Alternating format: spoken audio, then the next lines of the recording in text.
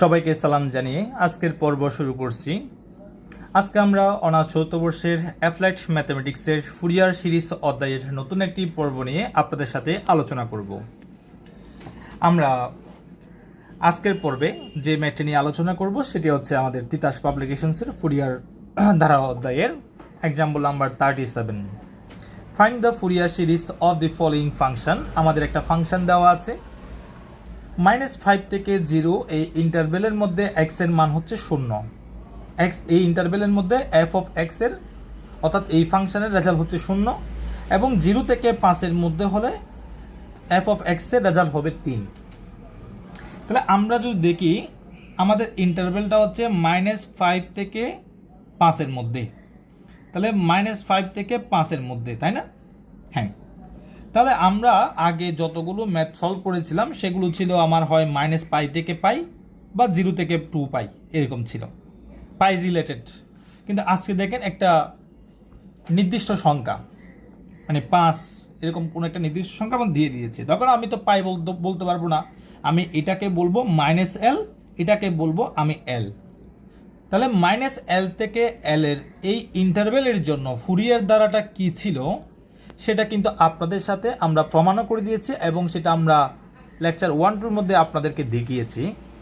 আমরা আজকের পর্বের আলোচনার শুরুতে আমরা এই -l থেকে l এর জন্য ফুরিয়ার ধারাটা কি ছিল আমরা একটু দেখে আসি। সেটা আমাদের if the series n0/2 plus এটা যদি হয়, দেখেন -l থেকে l এর জন্য -l থেকে l এর জন্য আমার ফুরিয়ার ধারাটা ছিল এটা।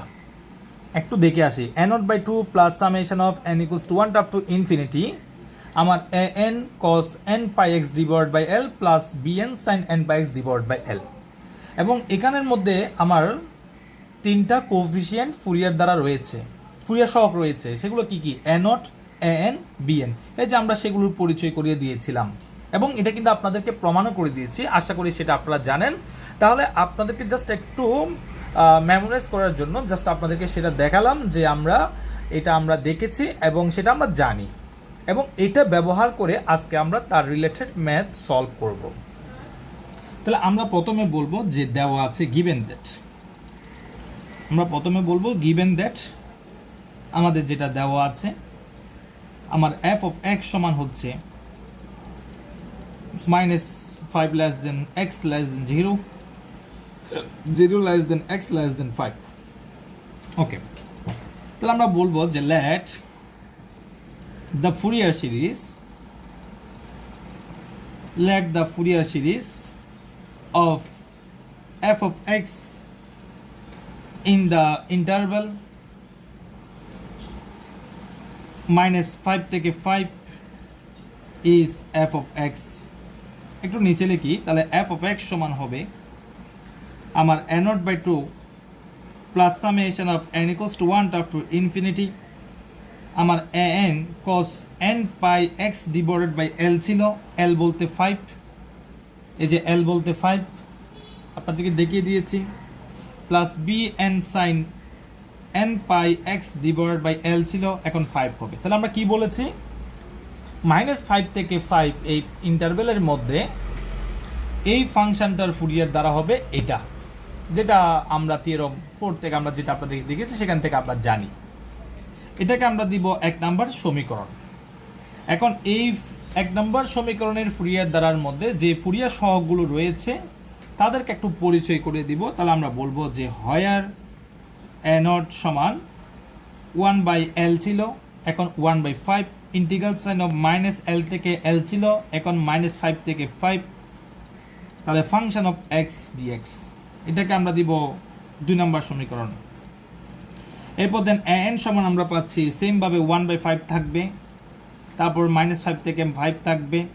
আমার f অফ x এর সাথে n এর সাথে যেহেতু cos গুণাকারে আছে, আমার সেমভাবে n যখন আমরা রেজাল্ট বের করব ফাংশন অফ x এর সাথে cos গুণাকারে আমার থাকবে সাথে dx। এটাকে আমরা দিব 3 নম্বর সমীকরণ। and bn সমান 1/5 ইন্টিগ্রাল সাইন অফ -5 থেকে 5 f of x, এখানে bn এর সাথে সাইন গুণাকারে আছে, আমার ফাংশন অফ এক্স এর সাথে আমার কি থাকবে, সাইন গুণ আকারে থাকবে। ঠিক আছে, এটাকে আমরা দিব কয় নাম্বার সমীকরণ, 4 নাম্বার সমীকরণ। তাহলে আমরা এই ইন্টারভেলের জন্য ফুরিয়ার দ্বারাটা আমরা পেয়ে গেলাম এবং তার ফুরিয়ার সহগগুলো আমরা একটু পরিচয় করিয়ে দিলাম। এখন আমরা 2 নাম্বার, 3 নাম্বার, 4 নাম্বার সমীকরণের এই মানগুলো আমাদেরকে বের করতে হবে। তাহলে আমরা প্রথমে 2 নাম্বার সমীকরণ নিয়ে কাজ করছি। তাহলে আমরা বলবো যে ফ্রম টু 2 নাম্বার থেকে আমরা পাচ্ছি n0 সমান 1/5 ইন্টিগ্রাল সাইন অফ -5 থেকে 5 আমার f অফ x dx। আমরা এই ইন্টারভেলটাকে -5 থেকে 5 এর মাঝখানে আমরা একটা 0 আছে, তাহলে -5 থেকে 0, 0 থেকে 5 দুইটা ইন্টারভেলের মধ্যে আমরা ভাগ করব। মানে এরকম ইন্টারভেল আমরা কি করব, ভাগ করব। -5 থেকে 5 কে একবার -5 থেকে 0 নিব, একবার 0 থেকে কি নিব, 5 নিব। আমরা একটা প্রপার্টিস অফ ইন্টিগ্রালের মধ্যে আমরা একটা প্রপার্টিস যেটা জানি সেটা হচ্ছে নির্দিষ্ট যোগজের মধ্যে নির্দিষ্ট যোগজের মধ্যে ফাংশনের আমরা সেটা যদি কি করি -5 থেকে 0 বা 0 থেকে 5 এভাবে যদি আমরা করি বা এরকম, তাহলে আমার ফাংশনের মানে কোনো কি হবে না, পরিবর্তন হয় না বেসিক্যালি। তাহলে আমরা পাচ্ছি 1/5। স্যার আমরা যদি লক্ষ্য করি আমরা এখান থেকে পাবো -5 থেকে 0 f অফ x dx। আবার আমরা লিখতে পারি 1/5 যেহেতু আছে সেটা লিখব, 0 থেকে 5 হবে f অফ x dx হবে। এরপর দেন আমরা যে কাজটা করব, আমার প্রদত্ত যে প্রশ্নটা দেওয়া আছে -5 থেকে 0 এর মধ্যে হলে f অফ x এর মান 0, 0 থেকে 5 এর মধ্যে হলে f অফ x সমান হচ্ছে 3। আমরা সেই রেজাল্টগুলো এখন এখানে বসিয়ে দিব। তাহলে 1/5 -5 থেকে 0, -5 থেকে 0 এর মধ্যে f অফ x এর মান হচ্ছে 0, ফাংশন অফ x এর মান হচ্ছে 0, 1/5 0 থেকে 5 এর মধ্যে f অফ x এর মান হচ্ছে 3, যেটা আমাদের প্রশ্নে দেওয়া আছে গিভেন দ্যাট আর কি। তাহলে এটা তো কোনো ইন্টিগ্রালের মধ্যে আমার এটা যদি আমাদের শূন্য হয়ে থাকে, পুরো রেজাল্ট আমার কি হয়ে যাবে, শূন্য হয়ে যাবে। তাহলে আমরা এখান থেকে পাচ্ছি 3টাকে আমরা বের করে নিয়ে আসি, 3/5 ইন্টিগ্রাল সাইন 0 থেকে 5 সাথে হচ্ছে dx, ইন্টিগ্রেশন সাইন 0 থেকে 5 সাথে হচ্ছে কি dx। তাহলে 3/5 ইন্টিগ্রেশন অফ dx সমান যদি আমার x হয়, তাহলে আমরা বলতে পারি x 0 থেকে কি হবে, 5 হবে। তাহলে 3/5 x এর জায়গায় আপার লিমিট বিয়োগ লোয়ার লিমিট বসালে 5 - 0 পাবো। আমরা এখান থেকে পাচ্ছি 3/5 × 5 আলটিমেটলি আমার 3 আসতেছে। তাহলে আমরা n0 এর রেজাল্ট পেলাম আমরা 3। সেম ভাবে আমরা 3 নং সমীকরণ থেকে 3 নম্বর সমীকরণ নিয়ে আমরা কাজ করব। তাহলে আমরা বলবো যে अगेन ফ্রম 3 নং থেকে আমরা যে মেসেজটা পাচ্ছি n সমান 1/5 ইন্টিগ্রাল সাইন অফ,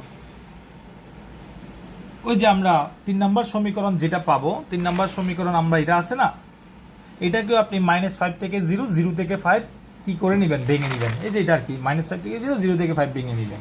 তাহলে আমরা এক লাইনে লিখে ফেলি সেটা -5 থেকে 0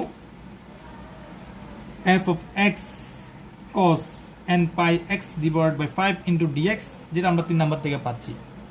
তা আমরা ভাগ করে নিচ্ছি আর কি -5 থেকে 0, তারপর দেন 1/5 তো গুণ আকারে আছে, 0 থেকে কি হবে 5 function of x cos n pi x divided by 5 into dx। আপনারা চাইলে আরেকটা দিক থেকে লিখতে পারেন, তাহলে আমরা এক লাইনে লিখতে পারবেন। তো -5 থেকে 0 আমার যেটা প্রশ্নে দেওয়া আছে ফাংশন অফ x এর মান কত ছিল, এই যে এখানে 0 বসিয়েছিলাম না, -5 থেকে 0 হলে 0, 0 থেকে 5 হলে 3। এখন আপনি সেটা এখানে বসিয়ে দেন। -5 থেকে 0 হলে কত হবে, f অফ x এর রেজাল্ট হচ্ছে 0, 0 থেকে 5 হলে f অফ x এর রেজাল্ট হচ্ছে 3, যেটা আমরা অপর পৃষ্ঠায় করতেছি। তাহলে আমরা পাবো 0 হলে পুরো রেজাল্টটা 0, আর এখানে পাবো 1/5 ইন্টিগ্রাল সাইন অফ 0 থেকে 5 3 × cos n pi x divided by 5 into dx, আমরা এটা পাচ্ছি। তো এখানে 3/5 হচ্ছে, 3টাকে বাইরে বের করে নিয়ে আসলাম কনস্ট্যান্ট বিদায়, 0 থেকে 5 cos n pi x divided by 5 into dx। তারপর দেন আমরা যেটা পাচ্ছি যে 3/5 cos x এর ইন্টিগ্রেশন হচ্ছে আমার sin x, তাহলে n pi x divided by 5 এবং এক্সের সহগ দ্বারা ভাগ করব, এন পাই ডিভাইড বাই 5 দ্বারা ভাগ করব। তাহলে আমরা লিমিটটা বসিয়ে দিব 0 থেকে 5। আপনি এখানে 3 বাই আপনি যে কাজটা করতে পারেন, এই যে এখানে 5 নিচে 5 চলে যাবে, এন পাই লিখতে পারেন 3 বাই এন পাই। তাহলে আর থাকতেছে sine n pi x divide by 5, 0 থেকে 5। এরপরে 3 বাই এন পাই আমরা যদি আপার লিমিট বসাই তাহলে আমরা পাবো, আপার লিমিট বসালে sine n pi 5 divide by 5, তাহলে 5 চলে যাবে, সাইন এন পাই থাকবে। আপার লিমিট বিয়োগ লোয়ার লিমিট, আপনি এখানে 0 বসান, 0 বসালে সাইন 0 ডিগ্রি চলে আসতেছে। সাইন এন পাই এর মান হচ্ছে 0, তাহলে 0 মাইনাস সাইন 0 ডিগ্রি মান 1, এখানে পাচ্ছেন মাইনাস সাইন 0 ডিগ্রি মান 0, সাইন 90 ডিগ্রি মান 1, সাইন 0 ডিগ্রি মান 0। 0 থেকে 0 গেলে আমাদের রেজাল্ট 0 হচ্ছে, পুরো রেজাল্টটা 0 হয়ে যাচ্ছে। তাহলে আমরা ফাইনালি এন এর রেজাল্টটা পেলাম, আমরা 0 পেলাম। তাহলে আমরা দুইটা মান আমরা পেয়ে গেছি, এন নটের রেজাল্টের মানও পেয়ে গেছি এবং এন এর মানও কিন্তু আমরা কি পেয়ে গেলাম।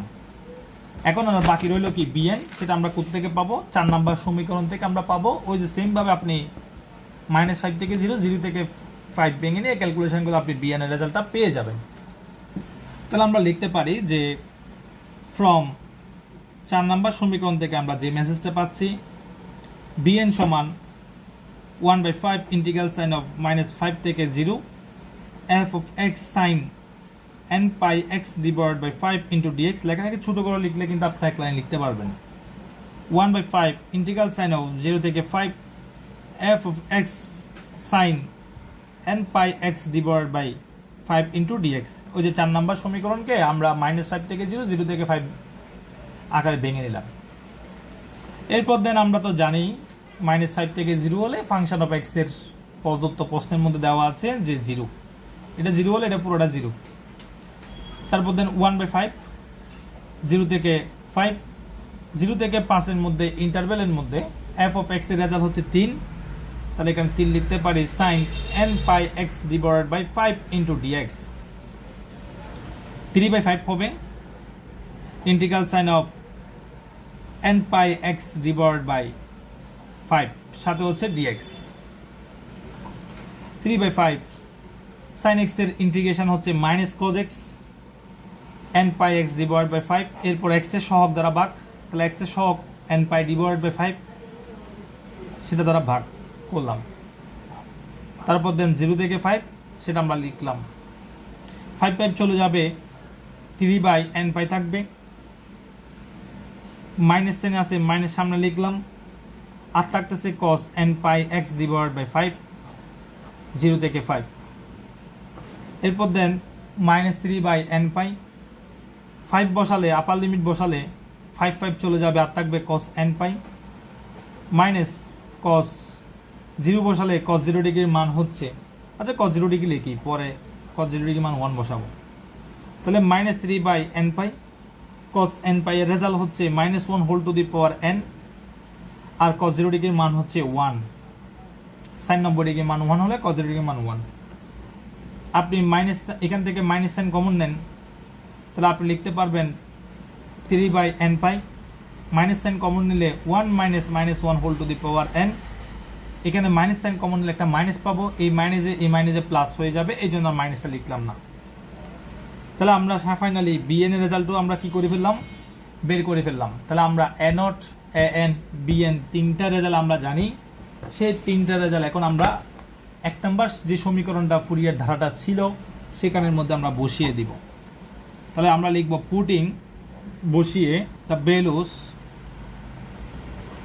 Of a naught, a n and b n in 1 number সমীকরণে a naught, a n, b n এর মান বসিয়ে উই গেট, আমরা পাই ফাংশন অফ এক্স সমান আমরা পাচ্ছি 3 বাই কত হবে আমাদের, 3/2 হবে, plus summation of n equals to 1 up to infinity.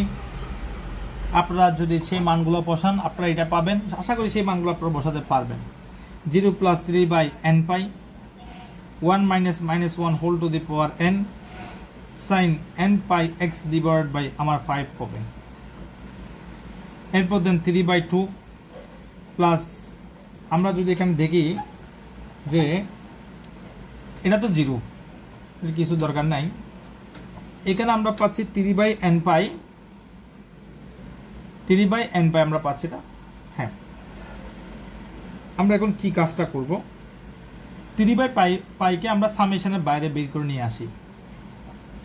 অনেকের মনের মধ্যে হয়তো বলবে যে ভাইয়া আপনি বা স্যার আপনি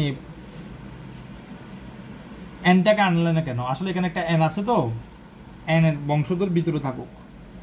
1 minus minus 1 whole to the power n divide by কি n, সেটা আমরা লিখলাম। এরপর then sine n pi x divide by 5, সেটা তো গুণাকারে আছেই, একটু সাজিয়ে লিখলাম আর কি।